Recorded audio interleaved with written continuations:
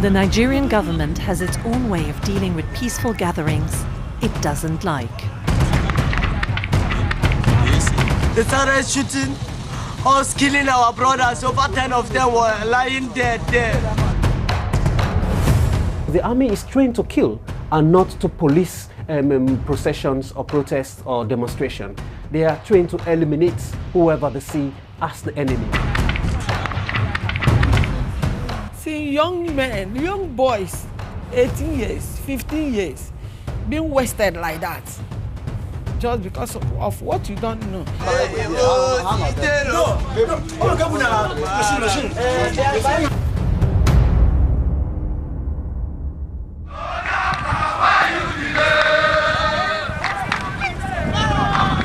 The day began with a gathering of people who want to create an independent country in the southeast of Nigeria, what was once known as Biafra. Pro-Biafra members and supporters had come to pray for the release from prison of one of their leaders. We have seen an increased number of disgruntled young men and women in southeastern Nigeria joining processions, joining gatherings to demand for an independent Biafra state. Because the people in that part of the country have always felt marginalized, they've always felt segregated against, they've always feel left out in the share of the Nigerian national cake. Back in 1967, people in the southeast of Nigeria declared themselves independent, creating a separate country called Biafra. A civil war ensued in which an estimated 2 million civilians died, mainly from famine, as a result of a blockade on food supplies imposed by the Nigerian government. Almost 50 years on, there is a resurgence in calls for Biafra to again become a separate state. About 200 pro-Biafra members and supporters gathered in a high school playing field. Many recorded what happened next.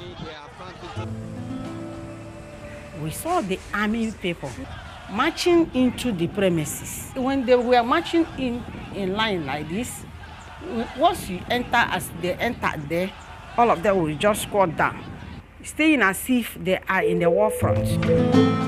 Without warning, without any signal, without any notification of what was going to happen, the military opened fire with live ammunition on these peaceful activists and supporters. People dying, people falling on the ground, blood gushing out. The whole part of that field was filled with human beings' blood. And after a while, they start carrying dead bodies into their van. Where they took them to is what we don't know.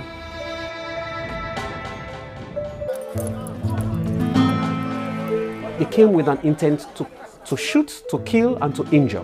And that for us gives an indication of the brutal nature of the Nigerian security forces' response to pro-Biafra agitations. But this was not the only occasion. Take this one, 3 months later, on the 30th of May 2016, when pro-Biafran members and supporters had gathered to remember those who had fallen during the Civil War. At least 60 people died that day. We see more than 20 heroes of Nigerian Army, Joint Force, Navy, Police, and they began to shoot at us. We began to run. As we were running, they shot me on the palm leg here. Even when the injured sought refuge in gutters along the road, the military would seek them out, executing some on the spot. When they were packing the bodies of the people that they shot, they now came inside the gutter and see that I'm still alive. He began to pour me acid. He wanted to blind my eye, but I turned my face down on that gutter. Survivors say they have been tortured and denied medical treatment while detained by the military.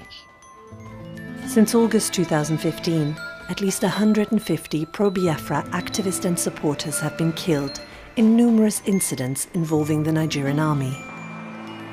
Bodies were dumped in mass graves and even burned to eliminate any evidence. We cannot rest. If you go to church, they will shoot you.